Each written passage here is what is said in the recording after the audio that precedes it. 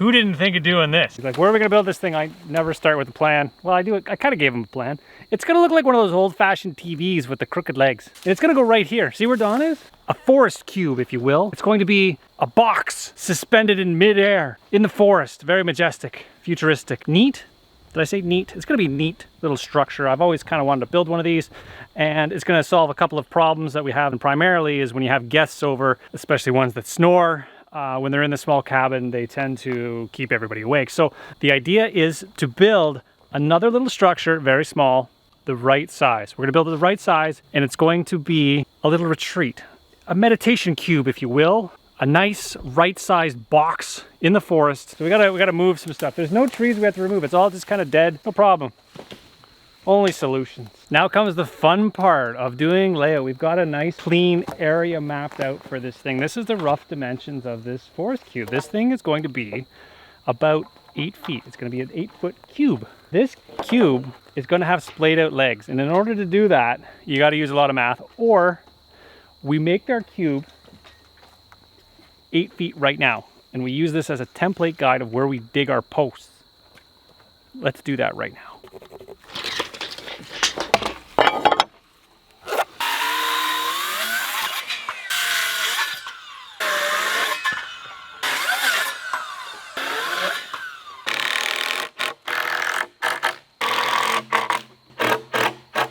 You grab the back.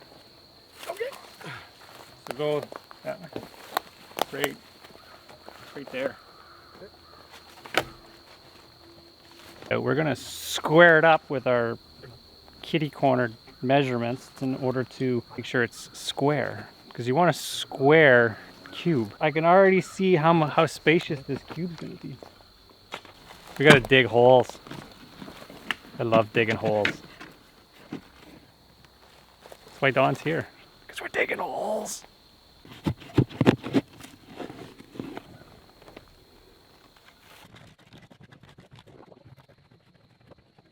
Now that we have our post holes dug, we can find our legs, our posts. We're gonna find some cedar posts in order to make legs out of them. I've got just the ticket forest where trees have been growing for hundreds of years. There's nothing that can get to the forest floor. So what we're gonna do is we're gonna harvest a couple of those to do some selective thinning, they call it. When I first bought this property, I had the forest management technician out to look at it, and he advised that I cut out 3 of the 4 trees that are standing here. So there's of the cedars, if there's a thicket of 4 trees, he wants to cut 3 out of the 4 trees. Now I'm a little reluctant to do that. I'm just gonna cut as I need trees, but I understand the practice. It's to increase light to the forest floor, basically encourage new growth. It's very dark in here. There's nothing anything can eat down below.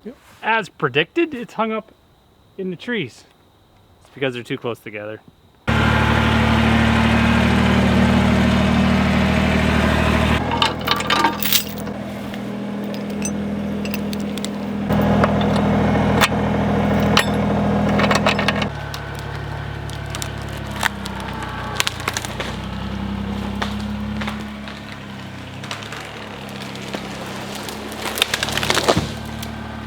Well, that was a successful trip to the lumber store. We've got ourselves 4 posts, or legs. Look at those legs. Hopefully they didn't skip leg day. Don, you want to drag these over there? You betcha. Get at it. I got them I'm down going to turn this way. Yep. Those are fancy legs. So there is an ancient technique of charring the posts before putting them in the ground. I don't know if that's a regional thing, but around here, where they build pole barns and such, they use cedar posts. And I've been advised that the best way to preserve them is to peel the bark. That's it. Peel the bark, set them in the hole. There's barns around here in my area that are 100+ years old that are basically cedar posts that barks have been peeled and it's been set in the ground, nothing else. Cedar is naturally a preservative wood. It's like a pressure treated wood. It likes it in the ground. So we're just gonna peel the bark off the post, set them in the hole, and 100 years from now, we're gonna check to see if this thing's still standing. Let's check these in 20 years. 20 years. We'll do. All right, YouTube, remind me, 20 years, check these posts. Cedar rope, delicious. That's actually pretty good. So satisfying. There are lots of right ways to do this. One of them would be like a draw knife, which is they got the handles on the sides and you pull it down the log and you pull all the bark off. I don't have one of those. I'm gonna use a dull chisel. How's your dull chisel working? Great. Look at that, using what we have. Look at this stuff. Look at that, we could tie it all together. You know what? The what was that guy, the wooded beardsman guy? He ate this stuff, eh? The Cambian layer of the tree. I don't think it's the right season to eat tree. So satisfying. It's the latest fashion for fall. Cedar bark scarf. Cedar bark scarf. Is it good? I wonder. There's a clean spot.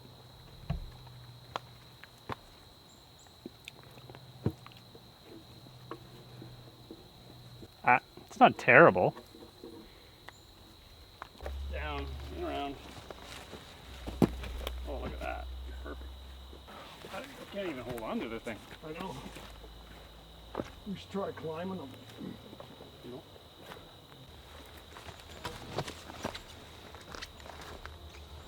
Get ready. Nah. Lift this up and then slide your post over. And then we're gonna carry it back this way. Did you move your post?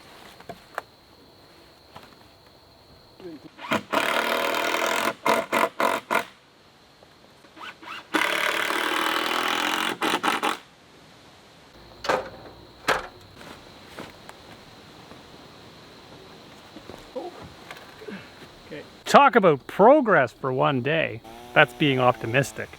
We notched the top posts in order for them to sit in the little saddle. So they've got at least 1.5 inches sitting over here, and that'll support the weight. But if you look at the posts themselves, they're splayed out on some sort of an angle leaning in. So they're not straight. They're not supposed to be straight. They're supposed to lean in at all 4 corners. See? Picture an old-fashioned TV set. Otherwise, you would need diagonal bracing in order for us to not pancake. Hopefully, we build this thing and we don't pancake. But look at the view. Look at the view. Isn't that, this thing's gonna be awesome. I'm excited for this. I like it. And if you can see back here is the pond. That's gonna be a great view. It's hard to illustrate how splayed out they are. So that's acting like a tripod, but it's 4. Is that a 4-pod? It's acting like a 4-pod. A 4-pod in the forest. Acceptable level for cube in the forest. Flush mouth box bead. We're gonna bolt all the posts to the ringer. This is a ringer. It's not really a ringer. It's a ringer, but it's gonna be a box beam. So we're gonna bolt that guy together, and that's gonna give us some sort of lateral support so we don't pancake on this bad boy.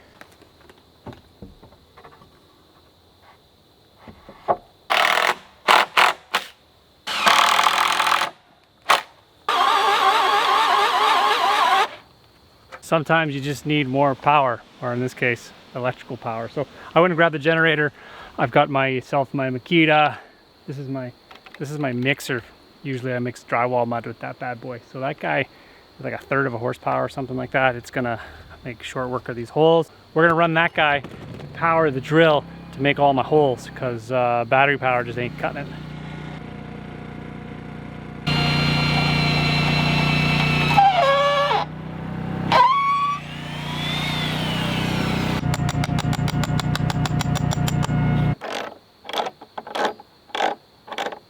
I like how the only spot in this whole bush that is bright is right here. It's like being on the surface of the sun. You got like, it's like, whoa, look at this. It's gonna be a nice view once we got the cabin built. You're gonna be standing up there, you're gonna be sitting in the bunkie, and it's gonna be very picturesque overlooking the pond. So Kevin, why are you using such big bolts for? Well, I went to the hardware store to get the right size one, meaning the right length ones. And apparently stuff's gone up in price. They wanted nearly $6 a piece for them. And if you're doing math, that's a lot of money. So I had these laying around. These are bolts that a piece of industrial equipment came in on. Like the 6x6 were bolted together with some 2x something or others. Anyways, and I saved them all. And I was like, I'm never gonna use a bolt this size. And it's true, I'm probably never gonna use a bolt this size unless I was building this thing. But, so this hardware is really expensive once you start, you know, getting a lot of them. $6 is not bad when you gotta buy 8 of them. I mean, I got 8, so anyways. That's why I'm using large bolts like this, and I find the best way to get them in the hole is to swing with reckless abandon.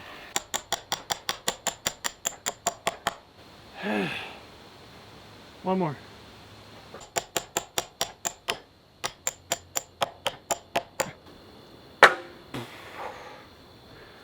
8 oversized bolts in place. All I gotta do is put the nuts and the washers on.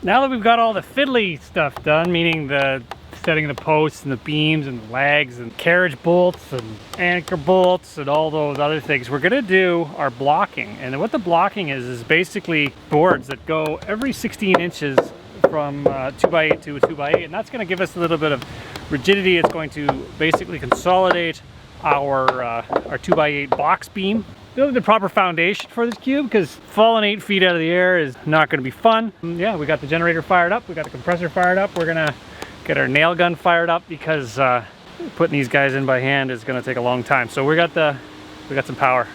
We got some proper framing with proper tools. Let's bang these guys up.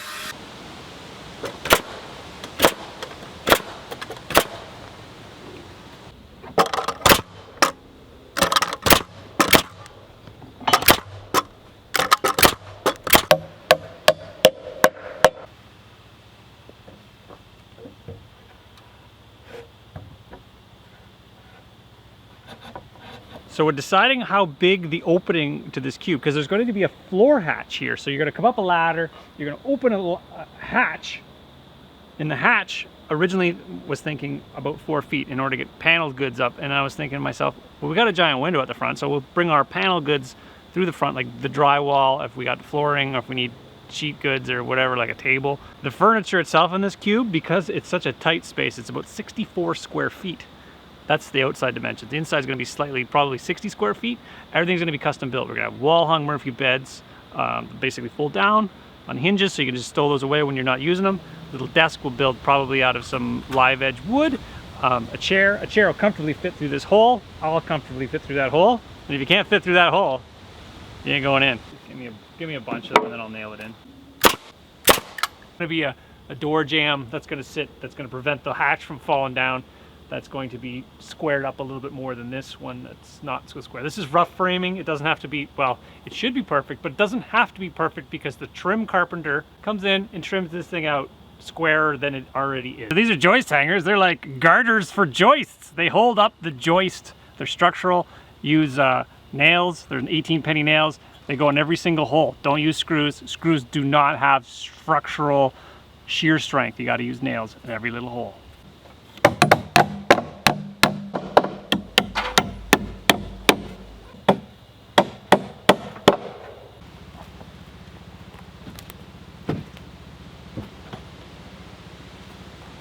That stuff's OSB. You guys don't like me when I use OSB. Oriented strand board. You can use plywood or you can use this stuff. It's much cheaper. And for the amount of time it's actually going to be in the rain, it's perfectly good stuff. We're starting the OSB plywood argument. This OSB in Canada anyways, it's coated with like a wax coating and it's designed to keep the water off of it while you're building. Would you spend more money in your house to buy? Would you do it with plywood? I'd probably go with plywood in my house for a situation like this where it's 2 sheets, literally 2 sheets of OSB. You know what? I would go with this.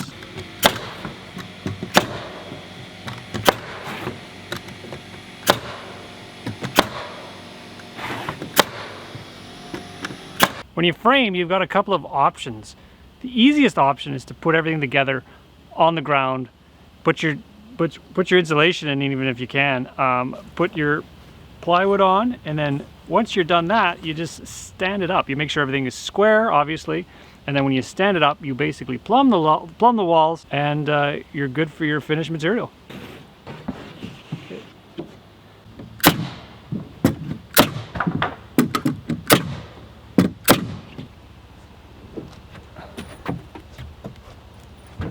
Ready? Yep. It's not coming at you, is it?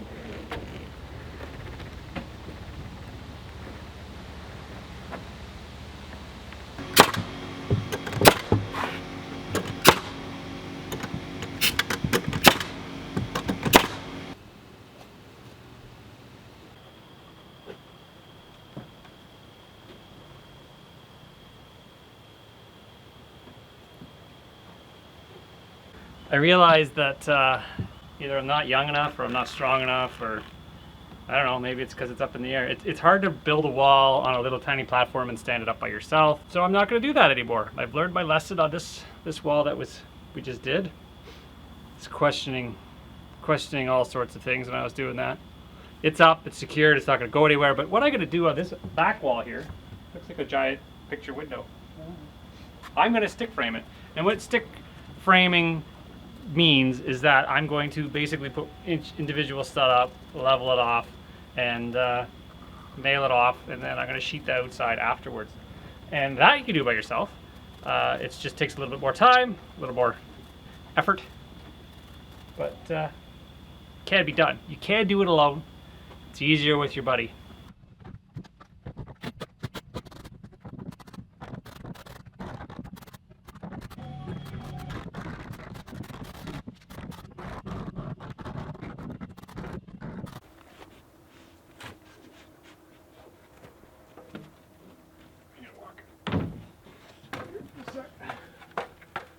Hold it just a smidge. Yeah, I got it. Okay. We are coming right along on this build. As you can see, I've put some, I see the framed door. This is the door, and this is the window. So the door is very narrow. I have a special, it's actually going to be a reclaimed garage door with windows in it. So I'm going to cut it down, and that's going to be my door to the outside. And then there's going to be another, this is going to be a functional window. It's going to open. And then where you can see is there's a giant window going here. So yeah, just move right along. I might have prematurely put pants on. It's not warm, but heck, it's humid. It's feels very tropical around here. So I'm gonna go put my shorts back on. I'm gonna get back to sheeting. My unorthodox use of a chainsaw, I think, spawned from an early age. I think about probably 6, 7, 8 years old. I was growing up, and I remember the house next door was being built, and the framer, I remember his name was Cliff, and Cliff used a chainsaw every opportunity he had. He was doing fascia, chainsaw. He was framing rafters, chainsaw. He was cutting out windows, chainsaw. Every single time he had the opportunity to use a chainsaw, he used it, and I thought, that's gotta be the most efficient way to cut something. It does a pretty good job, as long as your chain's sharp. See, we got our doors. Got our front window. We're just gonna, there's no ceiling yet, so we just fired up the compressor, fired up the generator. Now we're going to frame out the ceiling. The roof's gonna be flat. Now I can hear them already. Why are you doing a flat roof? Well, I got some special product that I'm gonna try.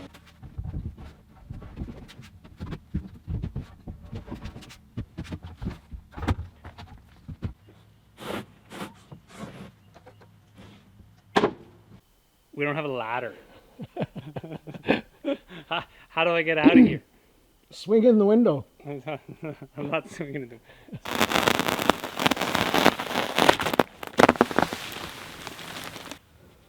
You should always wear a mask when you do insulation. Or any construction, really, because you should use safety glasses too. Because we're going for the 4-season warm cube, today is the I guess buttoning up the underside. We ended up picking up a bag of insulation, some Roxul. I like Roxul. Some Roxul insulation. We're gonna insulate the underside of the cube in order to keep us nice and toasty.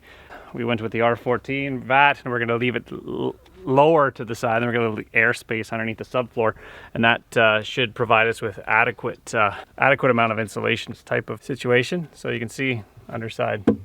We could fill it with, like, you know, R22, I think it says R22, which is the 6-inch stuff, but instead we're going to use the R14, which is a anything. Did you know about insulation? There's a depreciating rate of return, and anything above R12, the graph starts to go down. You should look it up. It's interesting. I've done a lot of R value looking. But again, insulation is a funny thing. You know, you should always go with as much insulation as you can afford. I feel like I want to talk a little bit more about insulation. Insulation is only good as your weakest link, meaning if you insulate with an R14 bat, but you leave little gaps around stud spaces and it's not evenly fit, your insulation value drops significantly. And so it's really important to make sure it's a tight fit, tight but snug fit, not compressed. You want it loosely in there in order to keep the cold and the hot out. Air sealing is also important, and that's what we're going to do. The kerdi, that Schluter kerdi system is going to air seal this guy pretty much airtight. For the exterior door on this guy, so I got a hole up there I got to fill. So that's going to be the door to the ultimate wraparound deck at some point. So to make it kind of like a little boutique hotel, I am going to employ a old garage door panel.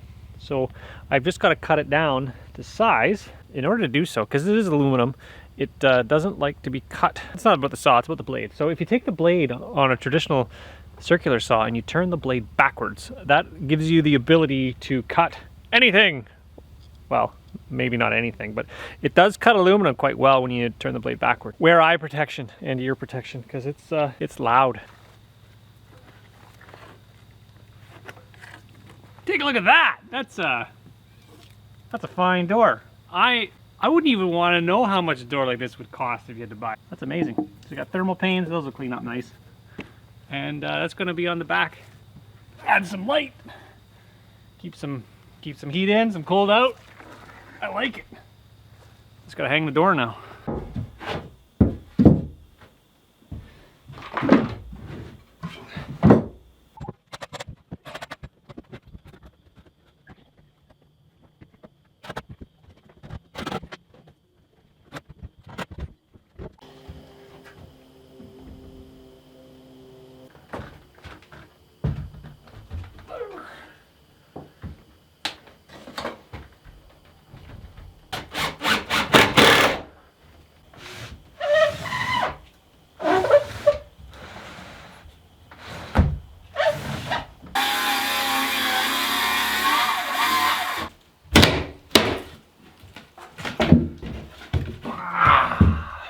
Airflow. Oh. This is a door to the porch, and this hatch area here is going to be the regular access to the cube.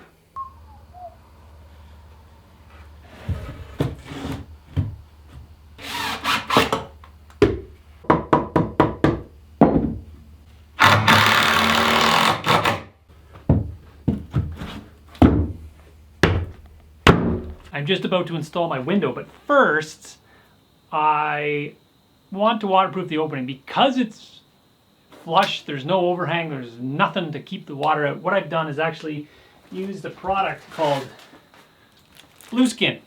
I happen to have a roll of it kicking around on the back 40. It's seen better days. It's actually soaking wet. But what this stuff is it's almost like a self-healing membrane. If you poke holes in it, it kind of self-heals itself. You try to cut it and it glues itself back together. So it's going to waterproof the opening. I've got it all the way around the opening, and then I got my piece of glass. This piece of glass was a thermal pane. It had two pieces of glass with, you know, the inert gas inside, argon or whatever. It was fogged. What I did was I actually took my knife and I split the glass. So I've got a single pane of glass. It's extra thick. I think it'll do its job. This stuff's great. Blueskin.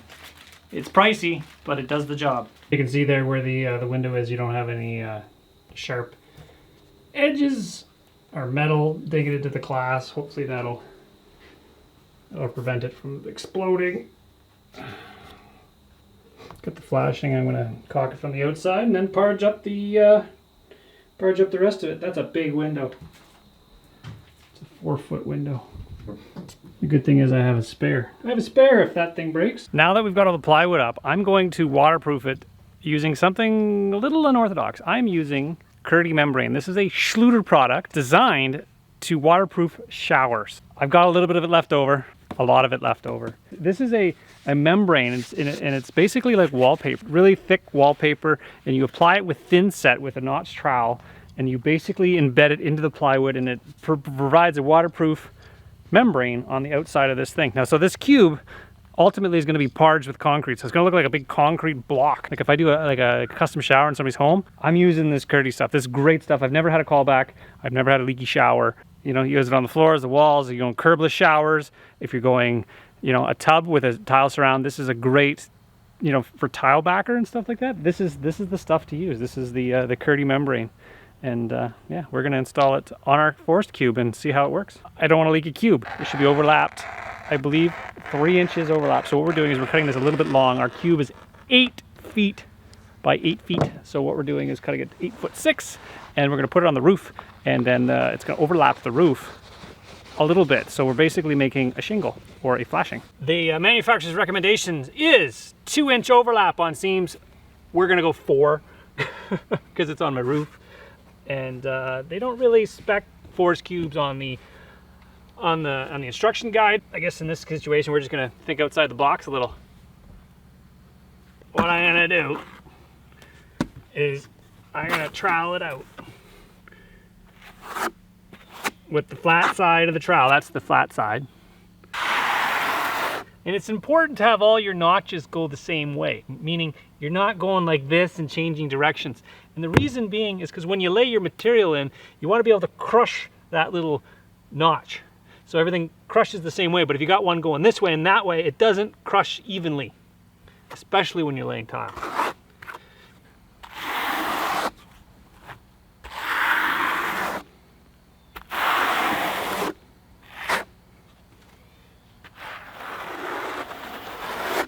I'm going to roll this membrane out. And then we use our grout float. In the directions they say use a drywall trowel. I guess I could have used the drywall trowel. But you're basically pushing the kerdi membrane into the mud. All the way around, basically working the air bubbles out. Rinse and repeat, do that for the entire building. Well, they don't recommend. Well, I don't know, not that they don't recommend using it on buildings, I just don't think they've thought of that. I've got little corner blocks for it, and then once we fold that over and stick it to the wall, there's no way water can get in there. A very waterproof system. I love this system, especially for showers.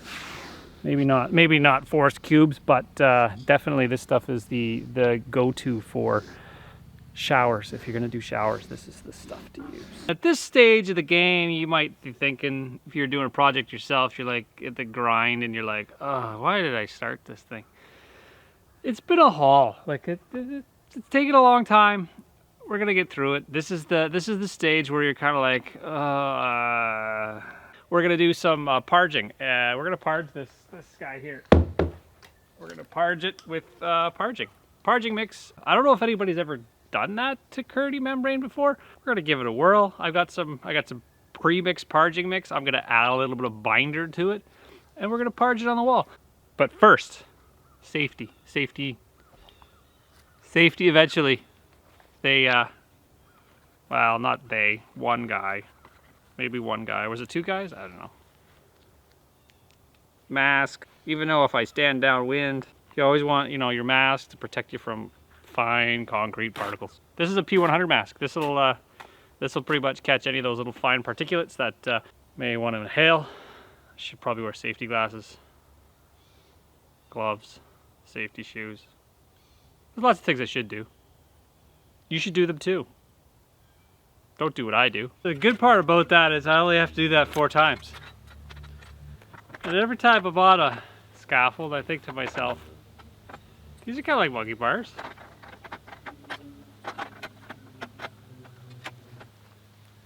It's fitting I have a banana today. Build my monkey bars in the forest and butter my cube.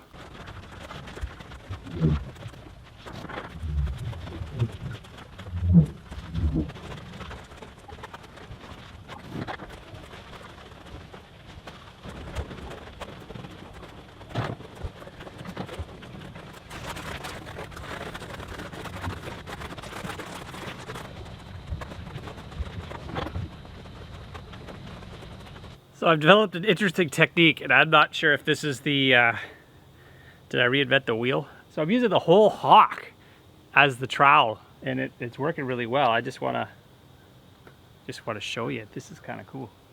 Because this stuff is really goopy, I've basically used it on the hawk, and then if I place the hawk on the ceiling and kind of use it as a trowel, it all stays on. And then I reposition the blob and then repeat.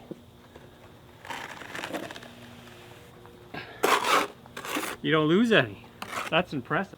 I see a lot of parged ceilings in garages, and I'm always curious how they did it. I imagine they did it like this. Big hawk, trowel, smooth it out. This stuff's not overly sticky, it's parging, right? It doesn't really want to be upside down. A couple more details, let that dry for a bit. The underside is done. Maybe, what do you think? Eh? Hi, buddy. Oh, buddy. Yeah. You let it set up a little bit, and then you knock it down with either a piece of, I use a piece of styrofoam. They say you can use a paintbrush, a wetted paintbrush to knock it down. I prefer the swirl method with a piece of styrofoam. So you gotta let it set up because it is very whooshy. Well, hello! So this is the entrance to the cube. It's going to be from below. So this is going to be on hinges at some point. But yeah, this is the ultimate access. The back door on the cube is designed to get on the side porch that's not quite built yet. Well guys, we're obviously not finished on this one, so you gotta stay tuned for the next time when we finish the inside. I think I'm gonna do some really interesting stuff in here, kind of like a boutique hotel sort of vibe. It's got drywall tray ceiling, it's gonna glow, there's gonna be a little mini stove, it's on its way. A little bed, a little sitting area, a little prep area. Gonna be really, really fancy for in the bush. It's gonna have all the amenities of home. Hi, who are you? I'm Kevin. I want to stay up here. You're gonna live in the treehouse now? Mm-hmm. Okay. We're gonna start finishing the bunkie or the forest cube or whatever you want to call it. I don't know, meditation cube, forest cube, off-grid cabin bunkie. This is our guest house. We're gonna do some fancy stuff. We even got a little, was it a cubic mini stove we're gonna be installing to heat the whole thing up. Let's get started. We should do some insulation. I love doing insulation.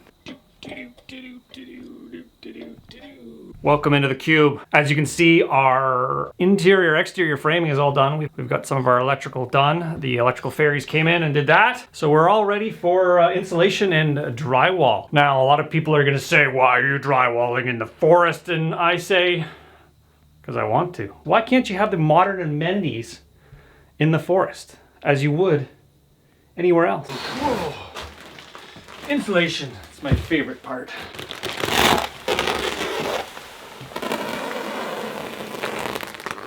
When doing your insulation, you always want to make sure it's a fairly snug fit. Your insulation's only as good as your loosest piece because it's all about averages. If average of the wall has R14 in it and there's little spaces and holes and stuff like that, your R value drops. With Roxol, the best tool to use is a bread knife, and that usually cuts it pretty good. With the pink insulation, the fiberglass stuff, usually you compress it a little bit and use an X-Acto knife. You just score it along the edge. But with this particular insulation, this Roxol or rockwool insulation, I think they call it now, bread knife, easiest way to go. I like to use Roxol because it's fireproof and it's water resistant, and it usually stays where you put it. It's not, and it's sound deadening. It's very, it's quiet stuff. That's why I like it. I like the quiet. It's vapor barrier time.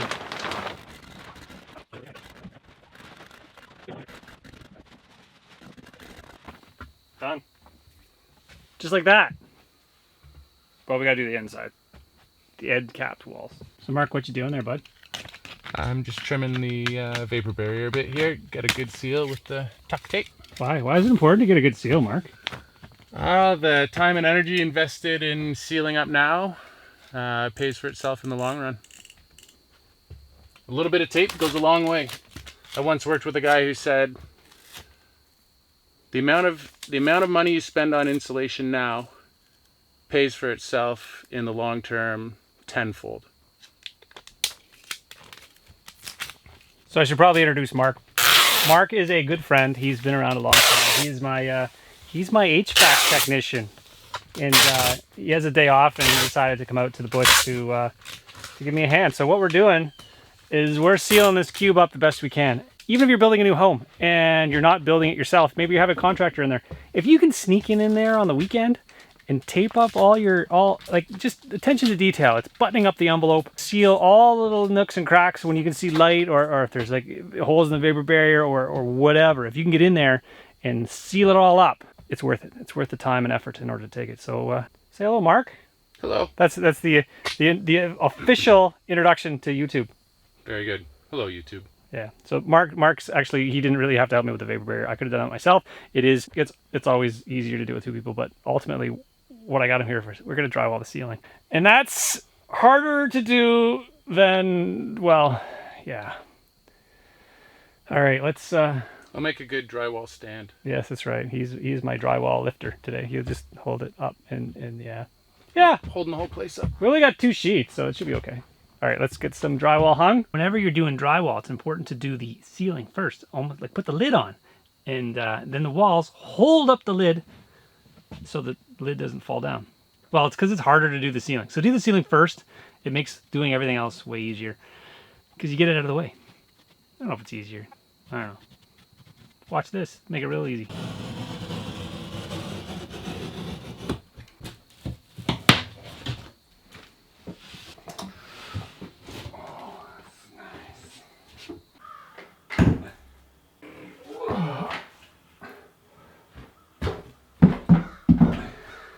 Okay guys, today is the day we start mudding. This is my favorite part. I'm sure there's more comprehensive videos that show you how to tape. I'm going to show you how I tape. So whenever I'm taping, I like to do my flats first. So whenever there's 2 factory edges lined up together, I do those first. So what I do is I coat the joint with mud, like this.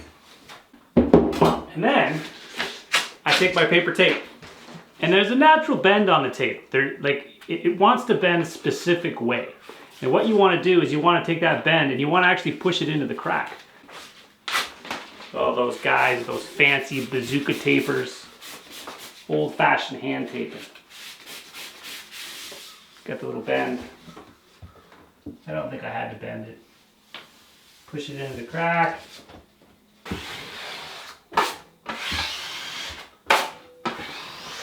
And that's it. Let it dry and then come back and do a second coat. So what I'm going to do is I'm going to go around and do all my flats and then do all my corners and let them dry.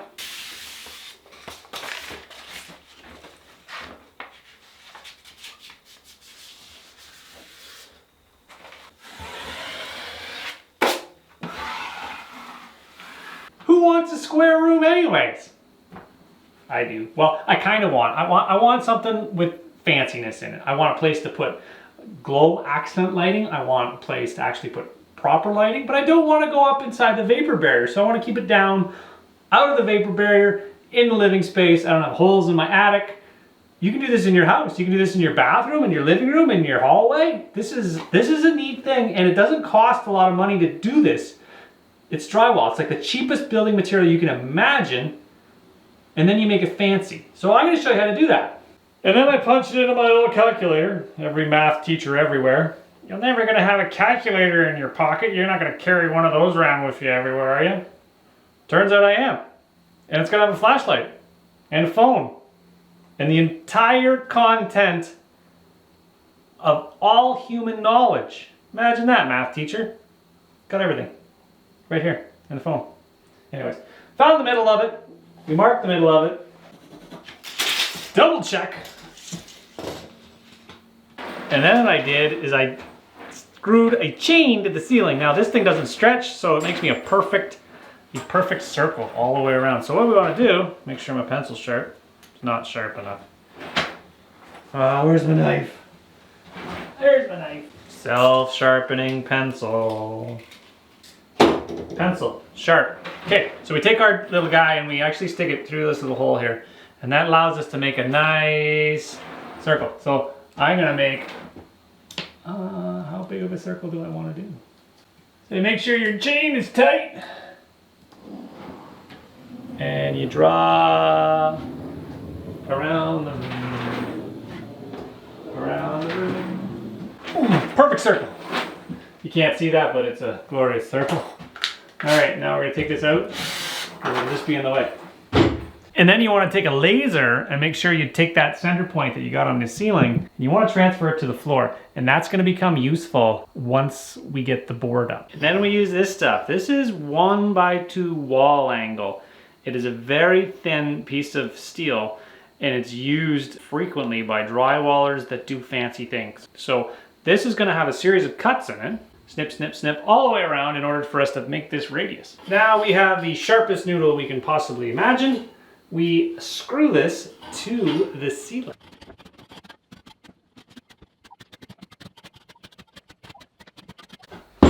Holy, that's a big circle. That's 20 feet of circle. Once I got to this stage, I actually go around and I screw off every little tab with one drywall screw, or two, and usually you splay them out. And that allows the drywall to somewhat hold the up, and you're gonna hit a bunch of studs in the process. So you don't gotta be too worried. Should stay up. So now that I've got my circle up, I need to get some nailing edges around the side. So what I'm using is a 2x2 steel stud I got left over. I've already got them marked 4 inches down from the ceiling.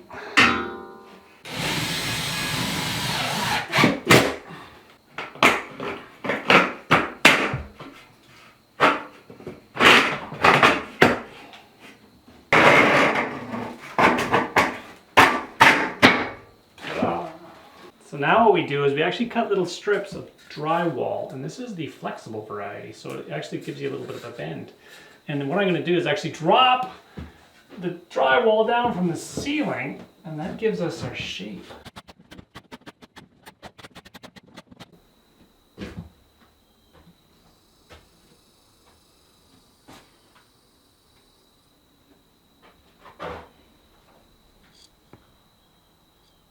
Doesn't that look neat? Okay, so let's tape this. So what I do is I take the paper tape and I cut little pieces off of it.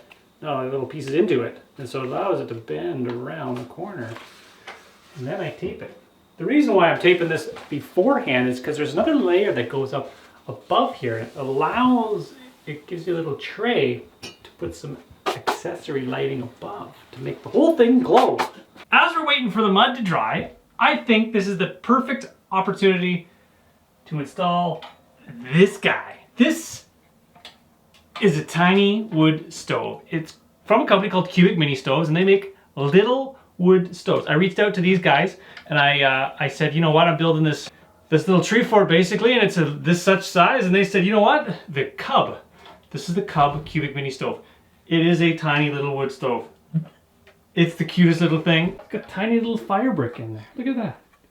Tiny little fire brick, tiny little door gasket, tiny little air damper. Look at that. The cool thing about it is they send you everything that you could possibly need to install it. They got everything on their website that you just kind of like go, I got this, that, and the other thing, and they go, okay. I like wood stoves especially. And this is the coolest wood stove yet. This install is surprisingly easy. So I've got the stove all mounted.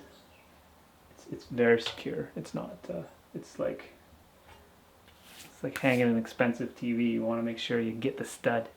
Make sure she's not moving anywhere. So I opted to get the fresh air intake option with this stove, and what that allows you to do is actually bolt this little guy on the bottom of it, and it's got a little hole in it. And what you do is you pipe this guy to the outside. The idea behind this cube is it's going to be somewhat R2000 style, which is a really well insulated home, all air sealed, gapped, like everything like that. So this has a fresh air intake, so you don't have to leave a window open for fresh air so you don't suffocate, because it does burn oxygen, so you want to have a fresh air oxygen intake. So this is what this guy does. So this guy bolts to the bottom, and then you pipe it outside with a little tube. Now comes the tricky part. This is the part that most people are like worried about doing. And that's cutting a hole through a perfectly good roof. That's why you do it in the morning. You have a lot of patience. And you're like dedicated. Focused, focused, focused. You don't want to cut too big of a hole. You want to make sure it's the right size. So the manufacturer's recommendations on this is a minimum hole size of 7 inches. And that's because there is a pipe that goes through. Where is it? This pipe goes through, and it's I believe it's 5 inches. So they want clearance on all sides, and it's insulated. And the other pipe actually slides up through this pipe in order to give you that basically thermal break. So it basically heat shield after heat shield after heat shield in order to prevent your building from burning down, or camper, or marine. Could be a boat. That's got to go up through my perfectly good roof. It'll be fine. They come with flashing. That's kind of hole. Measure twice. Actually, measure 3 times and then cut once. Okay, so this is the heat shield. This is the thing that basically follows the pipe all the way up. I'm going to put that in temporarily because I haven't drywalled the ceiling yet. So you get different sections. You get 1 foot, 2 foot, whatever you need. And then you basically put it up through the hole. As you can see, here's our insulated double wall pipe coming through the roof. It's a little short, and sometimes that happens. It should come up at least a foot. It's not going to prevent us from actually installing any of the other stuff. So when that shows up, I can slide that guy on. Now we silicone this bad boy. So I'm going to peel it up. I'm going to use a generous amount of silicone.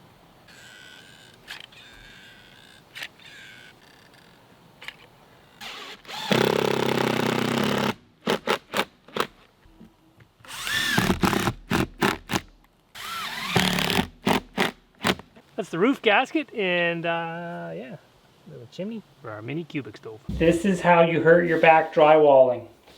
I want to document this.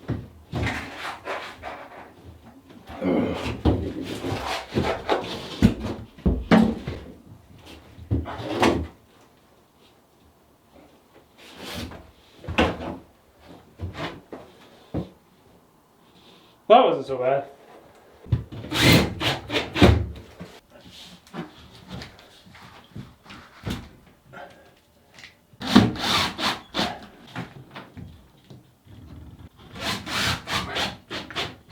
Now, Kevin, why wouldn't you do that cut with a drywall saw?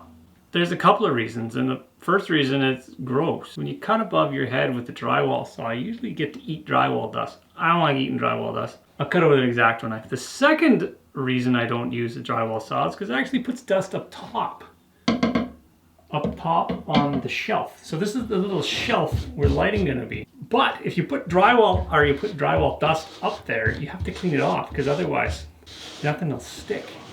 Because I want to put, well, I'm gonna put another little ledge up here. So there's minimal amount of dust, nice clean cut. Drywall saw, very dusty.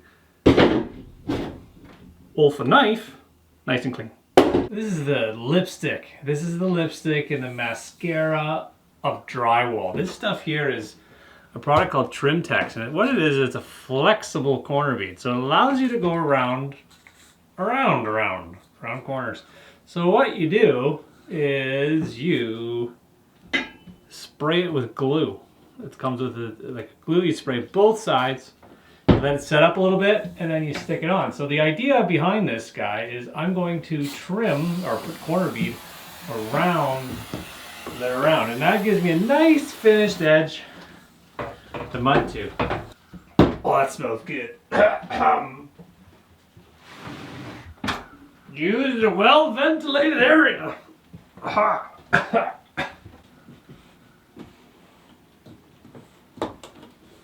After putting my kerdi corner bead on, I usually go around, and anytime there's like a little tab sticking out, I use my tack stapler, and I kind of add a staple to them, kind of push them in, and it allows the little tabs, if they're sticking out, to stay stuck down until you get the mud on it. I think Trimtex recommends the using divergent staples.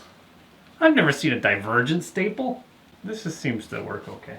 Now comes the part where we mud it, and it's always easier to mud a room when there's nothing in the room. That includes you guys. I'm going to mud it, and then we'll check back with you when it's done, because you guys don't want to watch me mud this, and you guys are just getting in the way. All right, I'll check back with you when it's done being mudded. Okay guys, just like that, the drywall is done. You didn't even get to see the sanding. Oh my, that's not my favorite part. Yeah, I'd just rather somebody else do that. So everything's sanded, everything's kind of cleaned up. I did a little wet mop because you try to get rid of all the dust. But again, you can see it turned out pretty good. We got some paint to go. Painting and flooring and some trim and some decor. A bed, a table.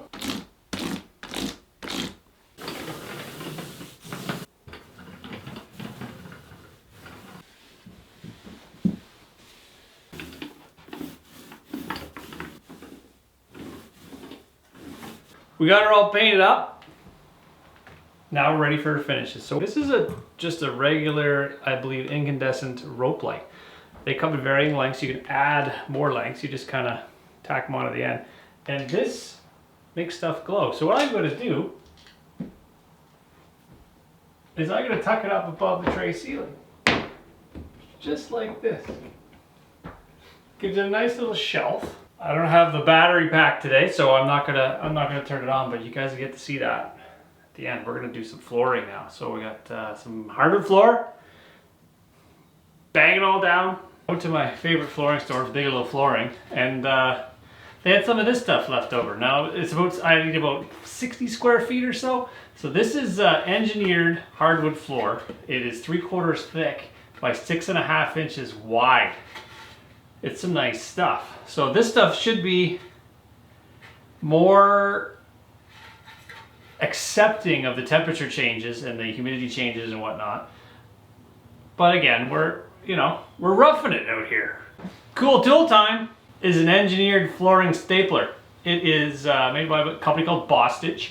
It drives narrow crown staples through the tongue of the hardwood floor. Now, a lot of people will go out when they do a floor job in their own home and they don't have the special tools, they'll go rent one. Now, I'm not a really big fan of renting, and primarily because you always feel like you gotta go fast because you're renting it and it costs so much a day or so much an hour and you rush through the job. My opinion is go and buy a tool, finish your job at your leisure, and at the end of it, take the tool, if you don't need it anymore, and sell it. There's lots of used markets. You could sell it for, like, you could just, even if you wanted to deduct the cost of what it would cost you to rent it every day and sell it for there. You could recoup all your money. You didn't rush. You had the tool. You know it's brand new. It hasn't been abused. Buy the tool, sell it at the end of the job. Well, if you like the tool, hang on to it. Cubic Mini Stove sent me these little coffee mugs. Aren't they cute? They're stainless steel and they fit right on top of the stove, so you can actually heat up your coffee on. Oh, hey guys, welcome to the Cube. So I'm gonna give you a tour of my crib, but first, let's turn the power on. You guys don't actually know that this thing is powered by it's 1100 watt lithium pack by Inergy. If we turn the power on, this guy can be charged by solar, or you can plug it into your house and charge it up and bring it along with you. That gives us house power. So we've got 110 line voltage. Here's our switches because the door actually comes in through the floor. We're not going to open that up right now, but so we can flick the switch as you come up, and you can see that we've got a little bit of accent lighting in the ceiling. We'll turn the lights off, and then we can actually showcase the glow. So at nighttime, when you're laying in bed and you're thinking, man, this is cool, you can have your nicely glow. Anyways, let's turn the lights back on. So the lights back on. This tray ceiling is the cheapest way to add extreme value to any room in your house. It's literally 2 sheets of drywall. What, 20 bucks? Turn your 8x8 room into $1 million, well, maybe not that much. You could add tens of thousands of dollars by adding drywall to an existing room. This is just a rope light. You can get these anywhere, but you can get, you know what's really cool is for Halloween or Christmas is you can change them to color changing LEDs, but you can, it just plugs in. As you can see, there's a door out to the outside, and this is designed to be a wraparound deck. As you can see, it is not quite done yet. It's quite the drop, actually. It's about 8 feet off the ground. So that thing we're going to keep closed for now. Built a couple of features with this guy. We've got our nice little coat hook. little rack, nice piece of cherry, some little maple pegs for the coat hook. And then we can see our fold down Murphy bed. This is a repurposed IKEA frame, and you can kind of see it here. So it's got slats and then a repurposed piece of foam. Got a duvet, and what's cool about this is when you're done, if you want more space, maybe for dancing, you can flip it up, fold up, fold down. Gives you a little bit more space. If you got more guests, maybe you're having a dinner party. Functional windows, so when it gets a little too hot in here, you got double hung, up and down. It's getting a little toasty in here. So this brings us on to over here. We got a little bit of storage, a coffee table, dual purpose coffee table, acts as storage bin, got some wood carving tools in there for right now. It's a balsam tree we saved when we were building the cube. I figured, you know what, another life in the cube. There for now, probably find another spot for him permanently because he's not going to live very long in the cube. We've got some, made some wall hung shelving out of some old hemlock we had sitting here. We got some Native American corn, some pretty neat stuff, some old seashells from my childhood. I think my grandma collected them. We got some maple syrup here where we got, we harvested this actually from the bush around here, and we got some adobo spices. Adobo spices. Some tea lights for some ambiance. We got a little balsam here. That brings me to the actual thing that heats this thing, which is the mini cubic stove. This is the guy here. So this is the cub, and you can see it burning here. So this is our little wood stove. This thing's amazing. Actually, it makes the space. It's truly well designed. It's well put together. The structure, it's well built. It's Canadian made too, did you know that? Anyways, cubic mini stove, it's a real wood burning stove. Takes 5-inch wood. There's a little damper on it. You got a little damper with a little back thing. You can actually cook on here if you want to, or you want to warm up your cup of coffee. Sits on top there, you can warm it up. And you know what's really neat is actually, you can purchase little tiny little tools. So when you want to move your wood inside, you can move your wood. You got your ash scoop and your poker. All right, guys, I think I'm gonna build myself a wraparound deck. Come to the realization that the cube is indeed very cool. We just need a little bit more outdoor space. So what the plan is today is to build a wraparound deck. So we shut the hatch. Open the door, out the deck. So this was the plan all along. So we got down there. There's a very big drop. Let's show you what, let's give you a little tour. You want a little tour? Let's go take a look. We're going down the hatch. Down the hatch we go. We started digging the post. We got 8 holes dug. We've got some of our pressure treated wood. It looks like a little archaeological dig. We got our string. We got a string arrow set out. We got our posts all dug. We've got some old deck wood that we salvaged from a deck tear out. Dawn's here. Dawn's here, and we dug the posts. Are you excited for that, Dawn? We dug the posts without Dawn being here, actually. No digging, just filling today. That's right. We're gonna fill in the holes. We got her all set. So yeah, it's a nice day. Nice sun's shining. Birds are chirping, kinda. And people were asking about the relation from the cube to the outhouse. So there is facilities here. So we're gonna take a walk to the facilities. They're about 200 yards away. A root cellar, food preservation, storage. Main cabin, outhouse. Still smells delicious. Okay, we're gonna build a deck. So, all right, so we're gonna get started. So when making an omelet, or in this case a deck, sometimes you gotta break some eggs. Does that make any sense? This is a tree that's in the way. This is not a really big tree. Well, it's a tall tree. This is ash, and it's been infected by the emerald ash borer. It's going all over North America, and it's basically killing every single ash tree in sight. There is no real cure for it. It was a bug imported from China, and it's infected all our North American ash trees. So this one is in the way, and it's very tall. So we've got to remove it. It's actually butt up against this nice elm tree, which has its own issues, but we currently healthy. We're just gonna take this one down, and guess where it's gonna land? It's gonna land right in the pond. We're gonna make a little bit of a splash because we gotta get rid of it. All right, let's cut this thing down.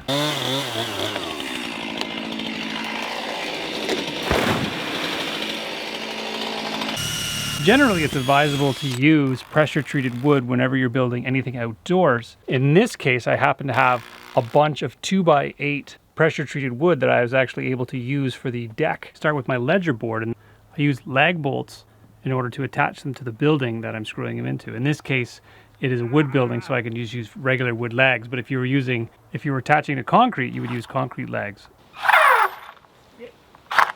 It's another successful trip to the lumber store. These are cedar trees that were damaged. Either the tops broke off and they were dangling, either the ice storm or wind. So it's good to get these out of the way, manage the forest, because otherwise you get forest fires, and forest fires are bad. So pull the dead standing out. Hey, you can either pile it, you can burn it, you can use it. It's good to keep your forest managed. So these are the posts that are going to be used for the deck. It's like carbon sequestering, or use the wood as opposed to burn the wood. It's all about using what you have to build what you want. What you doing there, Don? Trying to peel the bark off the cedar with a draw knife. Is it a sharp draw knife? It is pretty good, actually. My compliments to the sharpener. Why are we peeling the post? I guess so the bark doesn't rot off and cause problems with the rotting of the actual post.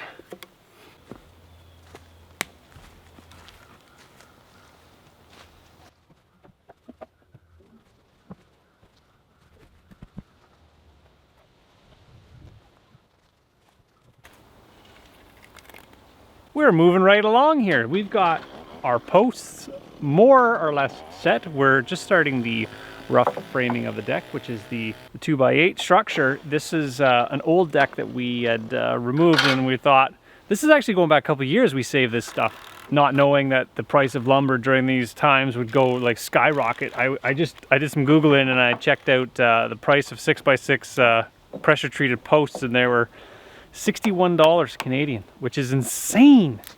And then they wanted the 2x8 16 footers. They're 45 bucks. I was like, that's insane. It's good to save stuff. Maybe I should just sell it. It's not the easiest thing in the world to do, framing with round posts that are different sizes, but we're making it work. We've got a pretty square. We started off with a really square cube, and level, so you can see how it's coming along. Framing out this bad boy. Our material is only 12 feet long, so we're gonna make do. I don't know, it looks pretty substantial to me.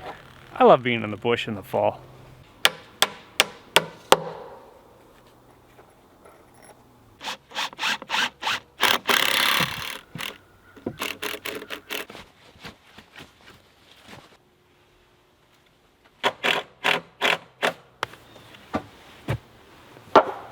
Once your deck is all framed up, it's a good idea to actually go around and add blocking wherever you think it's necessary. Sometimes on your drawings, it'll actually dictate where your blocking should go. Slight design change. I've decided I want to be able to kind of be welcomed into underneath the cube, so I'm going to move the center. Actually, I'm not going to move it. Well, I am going to move it, but I'm going to add 2 posts. And it allows me to go in, and there's going to be a little bump out here for a fire pit on the 2nd floor.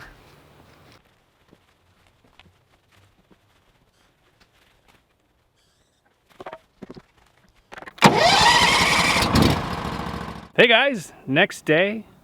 We've got quite the progress on that deck, but we need some deck board. I like to start at the mill. We got some old spruce logs here. Actually, this is from cast off from a city job of an arborist that I know. He drops these guys off because they're basically somebody's waste. So I'm gonna take this log and I'm gonna turn it into deck boards. So I got my Norwood Lumber Pro HD 36. This thing will cut up to a 36-inch log. It'll do a 28-inch board. It is powered by 23 horsepower Vanguard engine. You know what? For the cost of lumber these days, this is more or less essential to have some sort of access to a sawmill. Once you got past the initial purchase price, it's money in the bank. You could mill lumber for other people and pay for the thing pretty darn quick. Norwood Lumber Pro HD 36. It's a great tool to have.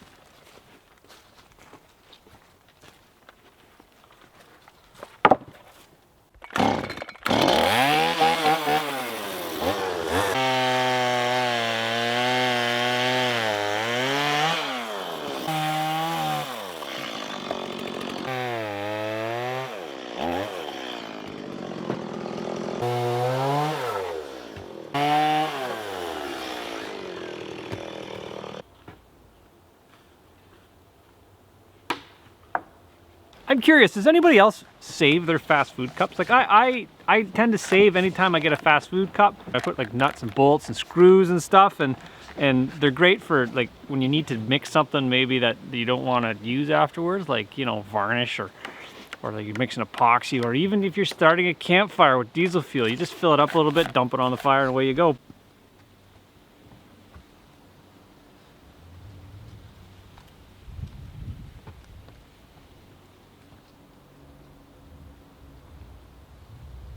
After milling all the boards, we ended up just rough placing them on top of the deck. We're gonna run a chalk line from end to end and then cut them off flush with the front of the deck. This is a spruce or it's a pine, I can't really tell.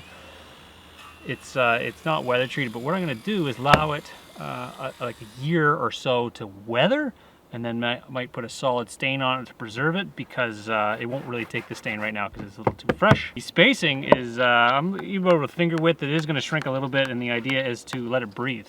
I don't want it to collect forest floor on top of it. I want the air to actually flow through. Anything that can dry out generally doesn't rot. Hopefully these little spaces will allow it for a little bit of air movement.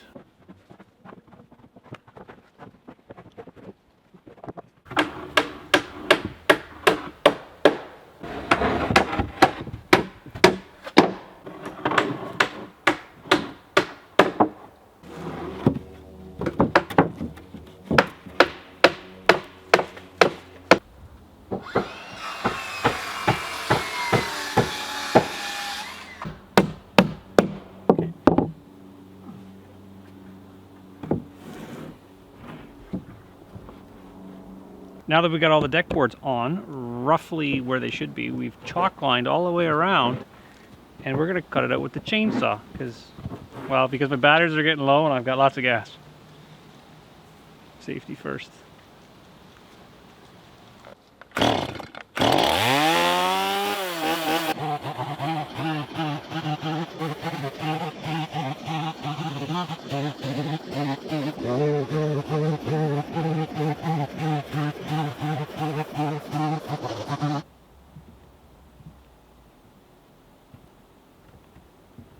How's the pond? Is it cold? Oh, there's you. Well, guys, I think fall has finally set in. It's a chilly one today. It's a little more difficult working when it's cold. Your fingers are frozen. We're making some pretty good progress. I got some big plans for today. Hopefully we can get some progress done. It's getting going. It's getting moving. It's getting get everything thought out. The plan. I love the plan. So you can see our deck is coming along, but we need a little place for a fire cooking area out here. So what I'm going to build is a Romeo and Juliet balcony. Sort of like a little bump out here. We'll make it curved. Ideally, we would have extended the deck this way and then have a post and a beam. We're not going to do that. We're gonna laminate some plywood together and then extend some structure out. Maybe some tie back with some threaded rod. It's got to support a fireplace. It's not really intended for people to be walking on. It's just more like a decorative feature on the front of this thing. Give us a little bit more space so we're not sitting on top of the fireplace. Fireplace isn't sitting on top of us. I collected some posts. So these posts they're cedar posts. They're basically collected from all around the property from other trees that we cut down. We just figured, you know, why waste them when we can just reuse them. I've got some more deck boards, and we're gonna build. Let's start building. Okay, so I got my Juliet balcony built. I didn't use pressure treated plywood. I didn't have any. I didn't use pressure treated wood. I used regular 3/8 plywood. I quadrupled layered. And what I'm gonna do is put a blue skin roof on it, and that'll prevent the water from getting down into the cracks. And then I can deck it like I normally would deck it. That should keep the water out of the end of the plywood.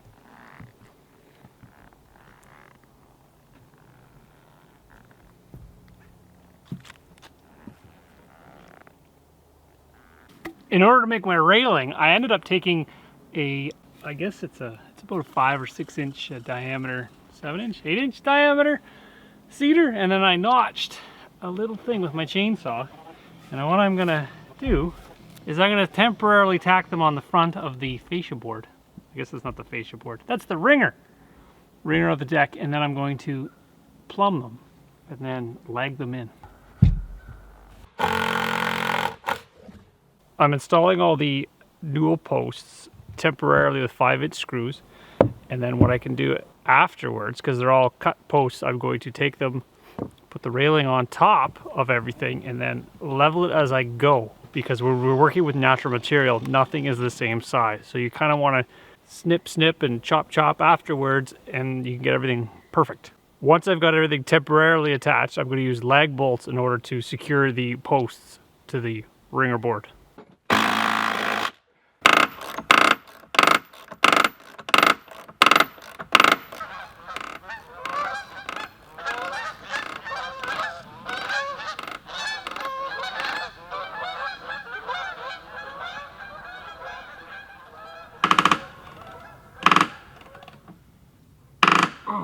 We want to be able to cook on this deck, but it's made of wood. And if we cook on the deck made of wood, it's going to make our entire cube into a hibachi. And we don't want to do that. We don't light it on fire. So what I've done is I've taken a 100-pound propane tank. We're going to cut it up.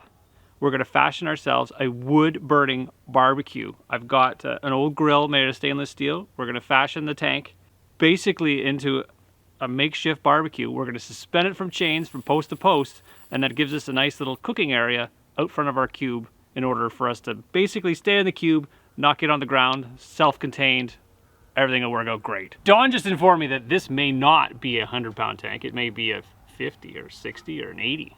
I don't know. Anyways, it's gonna work perfectly for our purpose.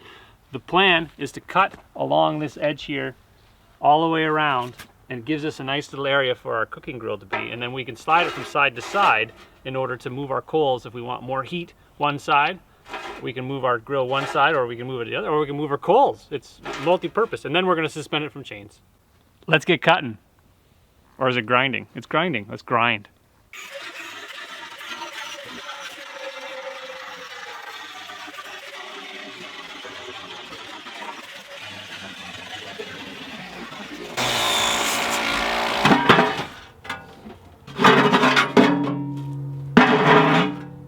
There was bees in there. This is the grill, and this is going to go like this.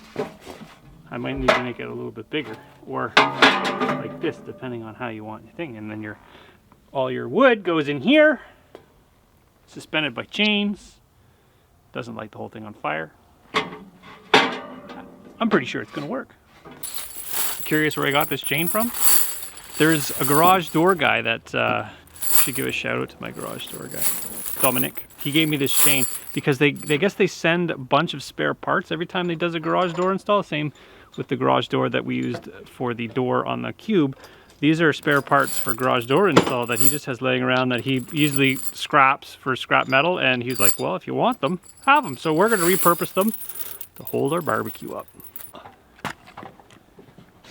The safest way I can think of doing this is suspending it in the air. So the plan is we're going to take some chains and we're going to suspend them from this post, and then we're going to attach it to this post and this post and this post. And what I'm going to do is I'm going to give it a little bit of length so I can actually lower the fire pit down low if I want it low, if I'm sitting around it and I want a campfire style, or if I want to cook on it, I can raise it up to cooking level. Sounds cool too. Boom. You know what? You can be a big bell. Okay, let's get screwing.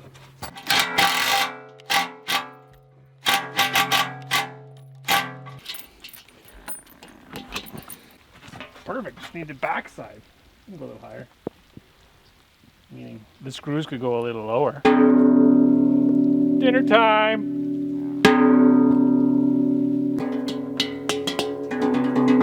Space drums.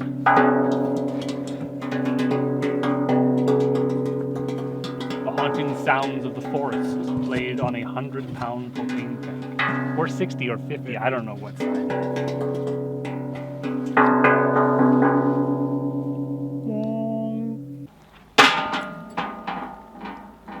So now that we've got the tank hung, it appears as though it's going to work just fine. There. Check this out! We've got our tank suspended in midair with chains. It looks like it's a little wiggly. You know what? I think it's shock absorbing. So when it's windy, you don't lose your burger off the edge. It's kind of like... The main thing is that we've got this thing up off the ground. It's not going to light our deck on fire. It's not going to light our... Well, it might light our posts on fire, but that's okay. We got lots of posts. I think it's far enough away that it might make the post steam a little bit. That, yeah. I think this will adequately suit our cooking needs. Look at that. It's actually, you know what I like the best about it? It matches. Look, it's the same color as the deck and the leaves. It's got the rusted patina. I like it. Now we're one step closer to living in this cube. We've got our cooking area. We've got our fresh water over here. Probably needs a filter, maybe a Brita. We're well on our way for life in the cube. We've got a little bit more finishing up to do. We've got the top rails to do. We've got the safety lower rails to do. That's going to require a little bit of effort and some time. It started to rain, typical for fall.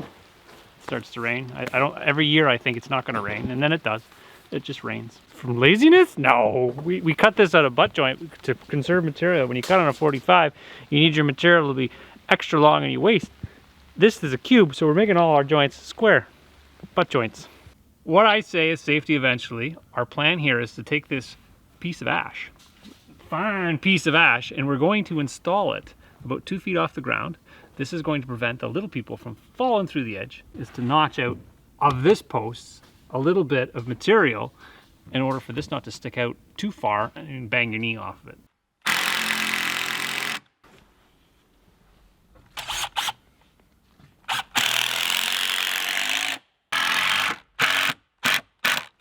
We're attaching one more chain. So we're gonna have 4 points of contact as opposed to 3 points of contact to match the fact that we've got 4 posts on the cube. We're gonna put 4 posts, attachment points, on our hot dog here. Hopefully it doesn't go like this. You got your cooking area here and you got your cooling off area over here. How convenient is that? You just, I think this is gonna work. It's like a DJ booth. You can just back a dance party on the pond when it freezes. A winter dance party. We're making furniture now. I'm gonna take a piece of countertop that's left over and I'm gonna add some legs to it, and essentially we got ourselves a little coffee table for the outside of the deck. We're all done building the deck. Let's take a tour. Let's do a show and tell of the wraparound deck on the cube. Here's our mother-in-law door, as the one guy in the comment mentioned. It's not a mother-in-law door anymore. It's more of it's got the deck on it. Okay guys, let's go for a tour of the deck. We're all done. Look at the view. You get to see the wildlife. You're amongst the trees. This is like ultimate tree fort. This is my happy place. This is what I enjoy. I enjoy being in the trees, being in the forest. Back of the deck. You can see all the way around. We've got our causeways to get to the front. So you come out the back door, you come over to the front area here. We've got our cook station, our wood fire cook station with our repurposed propane tank. We're gonna cook some, we're gonna give that a test run. We've got our some pumpkins we've harvested from the garden out front. Got our tiny firewood, actually our mini firewood for our mini cubic stove. That's there. We got our Muskoka chair over here. We've got some nice foliage. Silver is a Japanese red maple. So we've got a nice little area here. You can actually probably fit 2 Muskoka chairs up here comfortably. Got, if you look out front, you've got the pond. You guys got to stay tuned for wintertime because this is going to be the ultimate hockey rink. Ice skating rink, hockey rink. I think we're going to do some skating in the winter. Once that thing freezes over, we're going to make some boards, some nets. Game of pickup hockey. My brother, the Wooded Beardsman, he's okay at hockey. We'll see if he wants to come out and play on a Holden. Holden's good at hockey. I'm just gonna give the wood burner a test run just to make sure everything works okay with that. Today, as promised, we are going up. And when I mean up, I mean a rooftop terrace. We're gonna build a rooftop sitting area on top of the cube. Original plan was to build a covered rooftop area. My brain kicked in. It's too heavy, don't do this, Kevin, it's a bad idea. Common sense prevailed and I said, no, we're gonna make a sitting area and some grass, a nice little lounging area, maybe some twinkling lights, patio lanterns, bird's nest in the bush on top of the cube. I think the best place to get started is right close to home. This is a poplar tree. It was dangerously close to the cabin. It was dead, really dead. It was standing there and it actually was taunting the cube. It it kept actually puking branches onto it. It direct hit it once with a fairly large size diameter branch. Maybe it just wanted to be included. It was just like, I'm right here. Why can't I be a part of the cube? Whenever I want to make something straight like a handrail, I like to start with a straight log. This guy's pretty straight. It has a little hook at the bottom. When you put it on the sawmill, anytime when you actually sawmill the thing, it's going to want to make it straight. So if you have a crooked log, it basically takes that and makes it into junk. So the straighter the log, the better your board's going to be, the more yield you get out of the log itself. So I'm going to straighten this guy out. I'm going to cut it roughly the length, and then I can trim off each side to make it fit. This is the original canopy I'd planned for above the cube. As you can see, it was 12 feet and the cube's only 8. See how the engineering nightmare that would have been and the safety issues. I scrapped that idea, but this thing isn't gonna be wasted. It's a pretty darn good roof. It's 12 feet by 12 feet. So I'll save this for another project.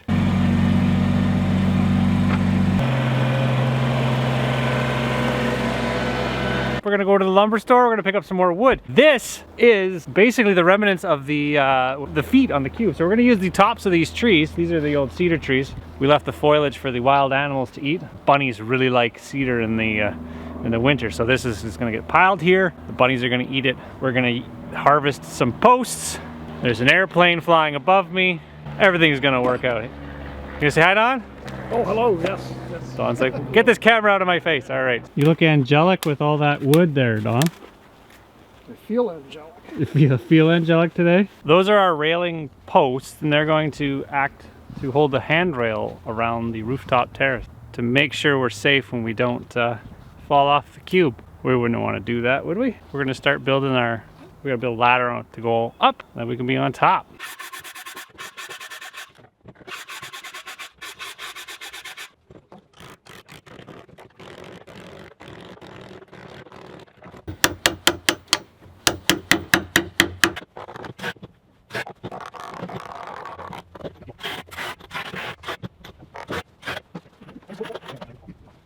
Now that we've notched the sides of the stringer, we've inset our step into the stringer to give us a little bit more support.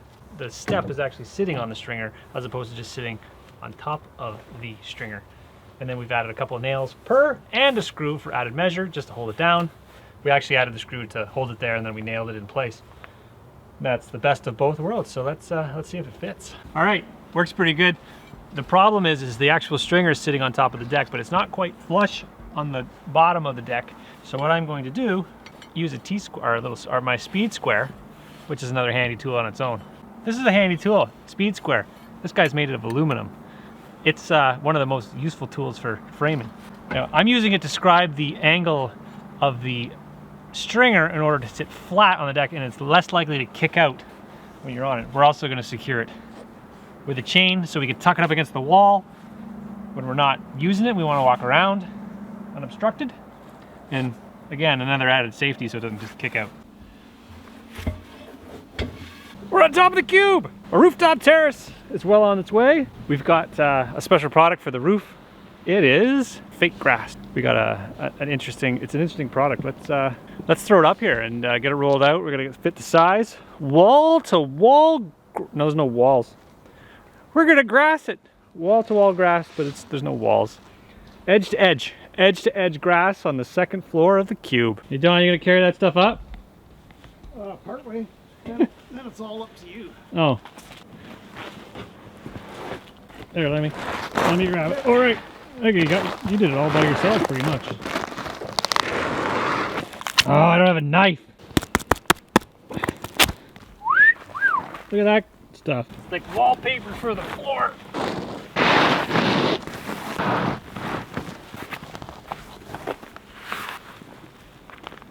Popping the cap off, and then we're gonna go right on top of that. We've got a chimney extension they sent me. We wanted to get above the grass line. I originally installed it, it was a little short, so now we've got our extra pipe. We can add it on. It gives us enough clearance, and hopefully it's up far enough above our grass that it doesn't light our grass on fire, which I don't think it will.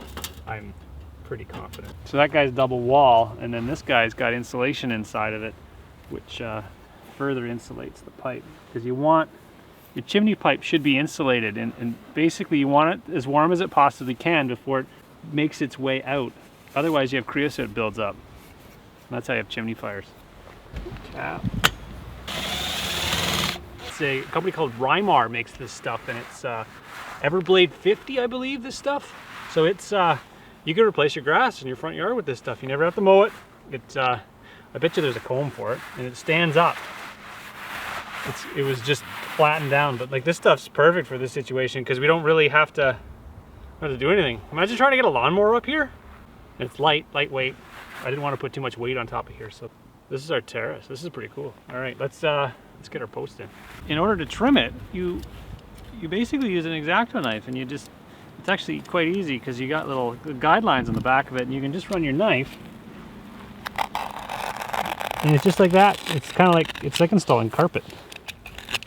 Cut it to size, just like that. And you've got your easy to cut, easy to install. Rymar. The link is going to be in the description below if you guys want to check this stuff out. It's Rymar Everblade 50. Who didn't think of doing this? I was told by the flooring supplier over at Bigelow that I have to drive some balls off this cube. I've got my wood. Let's see what I can hit. Got my teeth. All right, don't fall off the cube. All right, don't fall off the cube. Oh, Jesus. Did you see that? That was like perfect drive. That was awesome. Oh, I duffed it.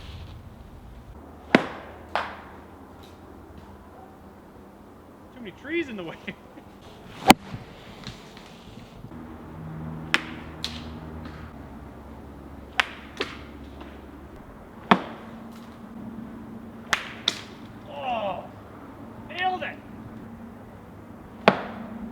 Dumped it.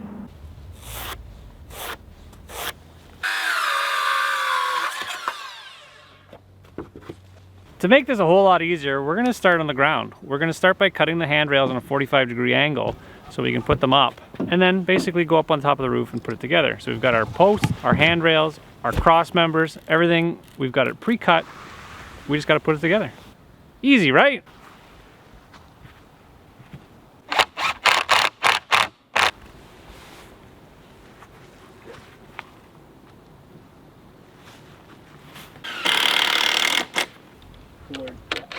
Going a little bit.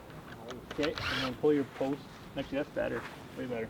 Now that we've got our basic structure in, we're just gonna infill all the middle posts in order to complete the structure of the deck. So far, so good. You can see our turf. That stuff's awesome. Look at that stuff. Look how shiny and green. This is gonna be like all year round. You never have to water this stuff. You don't have to mow it. You can probably just sweep it. You can comb it. Grab your comb out here and you can comb your grass.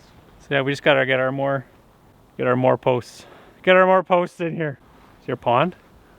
Look at that nice fall pond. I know my brother, he's the wooded beardsman. He'll be up here probably taking shots at things. Maybe I'll have to put a lock on the ladder so he can't get up. Anyways, we're just gonna finish up the posts. I think for today we're losing light. Days are getting shorter. It's getting colder. You can see my winter jacket's gone.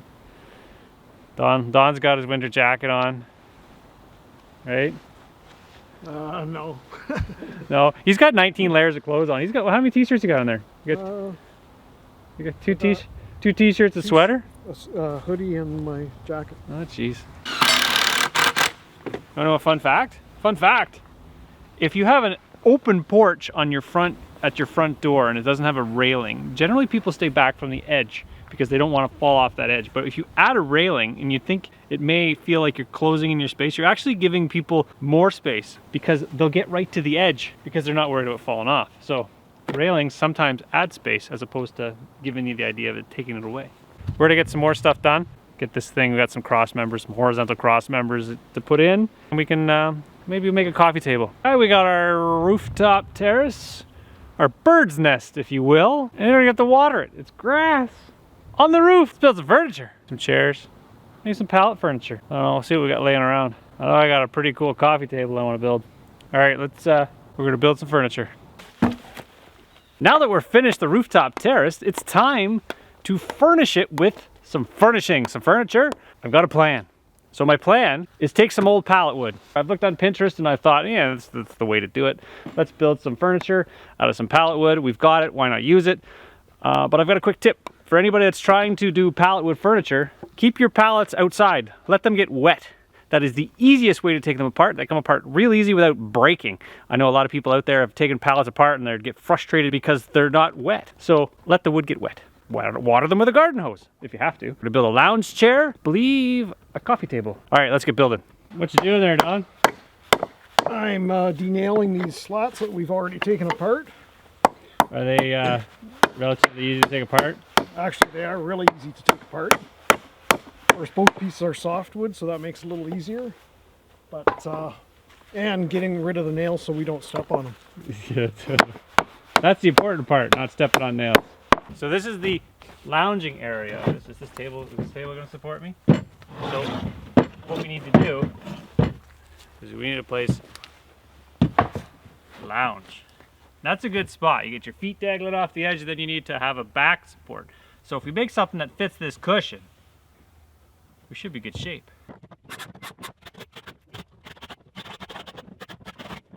So to make legs, we're going to notch out this piece of the post in order for it to sit flush against there, and then it gives you more surface area and in theory more structural support so the legs don't fall off, because you wouldn't want your legs falling off.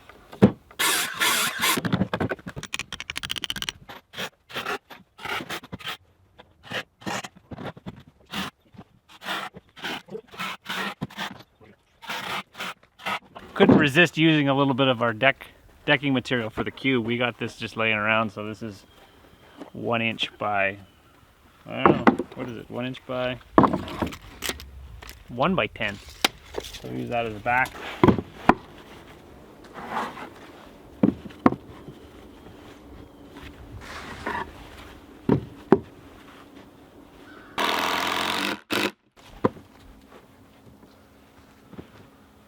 How solid is our?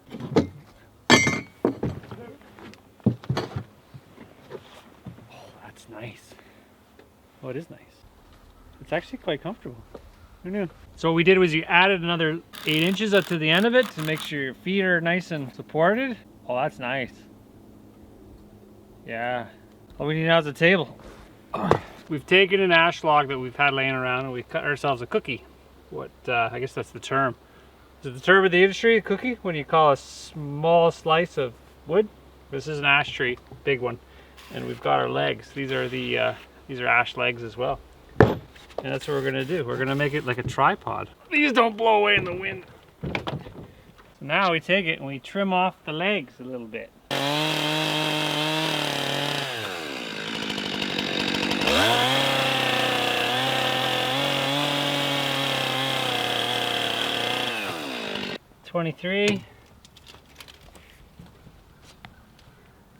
$23-ish. It's pretty solid too if it wasn't on a tippy table. Okay. There. If only we had a fridge up here.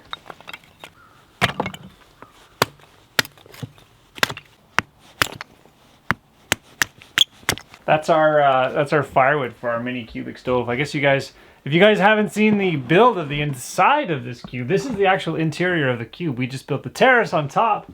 Figured I'd give you guys a little sneak peek of on the inside. So we've got the inside. We've got our little cubic mini stove here, and that's what we were splitting wood for. That's a lot of wood for that little tiny stove. That little tiny stove takes 5-inch long wood. But it's always good to have wood ready before you need it. Sits there and dries out a little bit more too. We got a couple more things to do. Figured I'd give you guys a little show inside. Just buttoning up some loose ends. This is the doorknob that's going in now, and I wasn't sure quite how to do it because this is not a standard door, it's a garage door. So what I've done is I've actually taken a standard doorknob I had kicking around, and I've actually mortised it in like you would normally put a door in, but then I had to chip away the actual side of the door in order to get it flat. As you can see, it seems to work okay. Nice and tight, nice and secure. Raccoons won't sneak in, and wouldn't want the raccoons in my bed. Have I talked about my knob enough? let's move on to the next project. Actually, I'm going to show you, I want to show you something. This is something that you could actually use in your own house. This little latch here has a adjustment here. If your door doesn't close tightly, most of the latches, the catch plates have this little tab here, and you could use your flathead screwdriver and adjust it. If you pry it out more, it means the door closes more tightly. Tool time again! I don't think I've done one of these in a little while, so I figured I would do it now. Now, this guy is an impact driver. It's made by Makita. It's been around the bend. I've had it for many years now. It's a DTD152 Makita impact driver. It's got the removable batteries, a little battery indicator on the side. So if you're doing heavy duty stuff, you got your 3 amp hour. I think they go up to 5 amp hour, meaning the amount of battery power that's in the battery. So if you're doing a lot of drilling, driving really long screws, the bigger amp hour will give you more power. And then if you're doing light stuff, you can always switch to this slimline battery, which actually makes your tool significantly lighter. The reason why I picked Makita is because it's the lightest tool. I believe it's the lightest tool on the market. Generally, when I'm doing work, it's a lot of detailed work, it's a lot of overhead work. And this drill, it just feels good. It's well balanced, it's well made. I like it. It's got a little light on it. See the light? You thought it was a gimmick when it first came out. You're like, why do I need a light on my drill? It's very useful. While I'm at it, I might as well talk about this guy. This is a drill. It's got a standard chuck. You can add drill bits to it. It's got a hammer option, so you can hammer drill if you're going into concrete or whatnot. Again, the same battery system, so you got your on and off. I have a charger here. I can plug it in, and then I plug it into my Jackery power pack, and I can top the batteries up that way. And then that in turn is charged by solar, and then it gets back into my drill. So it all works out okay. Grand scheme of things, these batteries generally last all day, so I'm usually tired before the battery is. You ever get that list of stuff you never really get done? That's today's project. Figure I'm gonna do some paint touch-ups as well. I never really got around the door jamb on this guy. So is there any other better time to paint than right now? I think winter's coming, so if I don't get this done before winter, it's not gonna get done. It's always good. I always like to touch up my trim once I've got the door set. Everything's mortised in. Just chipping any of the wood, I can fill it and paint it. Sometimes your suggestions help out. This was suggested in the comments to put basically a deck access from the outside that you don't have to go through the cube. So I've basically built a ladder, threw it up, and now you have access to the back deck. So you can actually scurry on up the ladder to get up to the deck, and then you can actually scurry on up the other ladder to get up to the terrace. And the reason why I offset that is because you don't want to go up a ladder and then up another ladder right away. You want to be able to just kind of relax in the middle and then carry on your journey. Just keep buttoning these things off the list. Okay, so I think we're gonna go, we're gonna build like a bar stool. Like sitting by the edge of the deck, maybe enjoying your coffee. Maybe we use some more pallet wood, make a little bar stool. Why build with pallet wood? They're free. The companies that use pallets are almost begging you to take them away. You can find them generally in most industrial area. They have them laying out by the side of the road. Sometimes they'll have a sign that says free, or it's implied that it's free. A lot of the times on Marketplace on Facebook or on Kijiji or Craigslist, they'll have listings where you can, they maybe have them tucked away out back, and then some of them you just find just driving by. So if you have a truck and you're willing to do a little bit of labor, you can get a lot of this building material for free. The other thing is that actually you can actually find the fasteners as well. So you can remove the nails, you can straighten the nails, reuse them, and some of the really, really big skits have lag bolts and nuts and washers and stuff like that. So you can save a lot of money on hardware that way by collecting the stuff that you otherwise people are just throwing out. So we're taking a pallet wood and we're gonna make a high top bar stool in order to sit by our railing to overlook the pond. All right, we got our bar stool. Or is it a terrace stool? Nice and comfy spot, got overlooking the pond, got your spot for your drink. It's all about buttoning up loose ends. So I've got the lid for my grill. The handle, old repurposed handle. Got some old hinges, repurposed again, and keep the water out when you're ready to grill. Open her up. It also doubles as a protection for the handrail. Button up those loose ends. Decoration time. I got some LED lights because it's never too early for Christmas.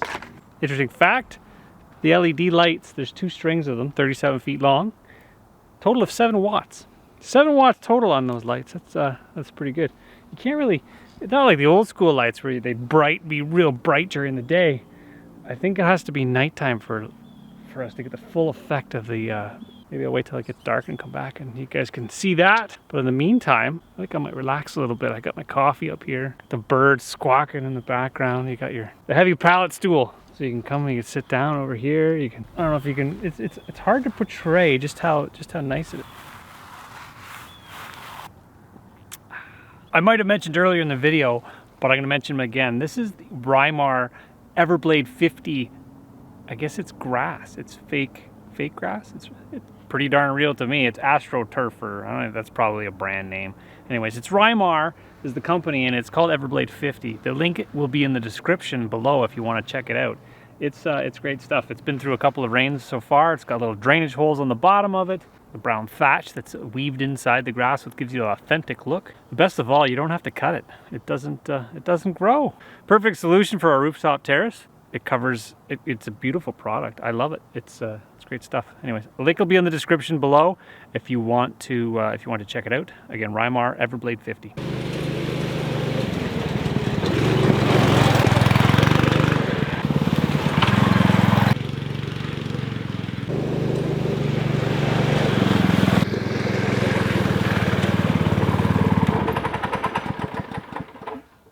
Hey guys, welcome to the first overnight at the cabin and the cube. The story on this little bad boy here, this is my go-kart from my childhood. I saved up all my money one summer and I bought this guy in the fall. This is a dingo and it's made by a company called Manco, and I probably bought it nearly 20 years ago. I just replaced the engine. It had a Briggs & Stratton on there. I got a Honda GX 160 on there, and it's good for booting around the bush. It doesn't have much ground clearance. As long as you don't hit a stump, you're pretty good. Yeah, maintain your stuff, change your oil. Things last a long time. It's cozy. Isn't it cozy? Look at did you see the ceiling? That's pretty neat, eh? Oh yeah. Yeah, it's glowy. So we're gonna light up the, well, maybe we'll light that up a little bit later. We don't really need the heat right now, but. It's gonna give you the ambience for one. The ambiance in the cube. See the little mugs they sent me? Look at the little cubic mini stove mugs. Oh yeah. They're neat. Keep the coffee warm. That's right, you can put it right on top of a little stove. While we wait for that fire to go, that's what, our 5th fire today? Yeah, six technically. 6th, that's our 6th fire we've lit. We've got the pizza oven going, we've got the smoker oven going, we've got the cube going, we've got the outdoor fire pit going, and now we're gonna light the mini cubic stove inside to keep her warm.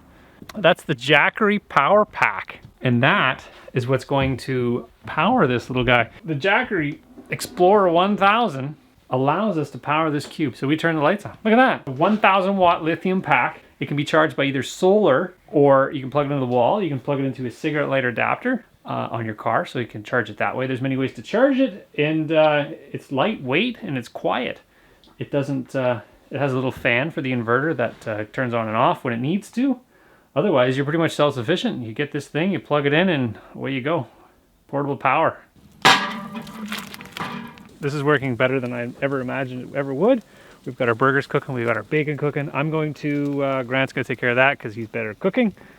Anybody's better at cooking than me. I'm going to warm up the cube because as you guys all know, this is the first night at the cube. So let's fire up the mini cubic stove. What's great about this stove is that it's small. It takes tiny little wood. Where's my torch? Look at that, that looks delicious. Oh. Uh-oh. She's on a little slant. More bacon. I'd eat it. I'd eat it still.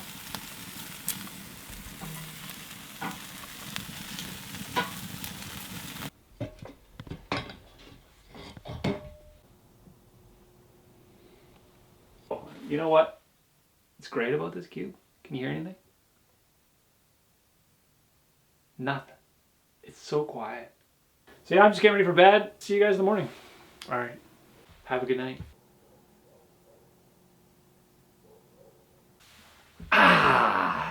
Egg sandwich time. Let's see if we can put one together on the mini cubic stove and a tiny little frying pan to get our day started. That was interesting. It was talking on camera right in the morning. That's something. The results. The cube was very quiet. It's still very quiet. That's mini cubic stove provided a lot of warmth. It was nice and toasty in here, nice and quiet. Just the way I like it.